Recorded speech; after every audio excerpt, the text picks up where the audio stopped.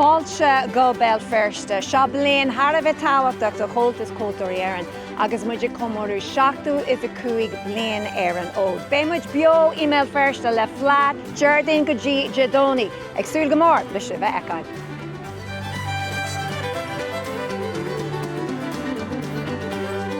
Well, gasant gwyl me clienta ach o hefn big de, o hefn sport, o hefn ceol tradiisiúnta, níle sarú le fáil ar chahar fel feriste. Agus be mídn ta halar an enig TG cahar ar Fleadh sé. Agus ba mise liv ag srothú bio ó chuidas na comórtais ag Fleadh cheol na hÉireann anseo email firste. Ba muid liv dé híine, dé saharn agus ag críochnú dé dánig le buach puinte Fleadh cheol na hÉireann sin comórtas síntear na Manny Cayley.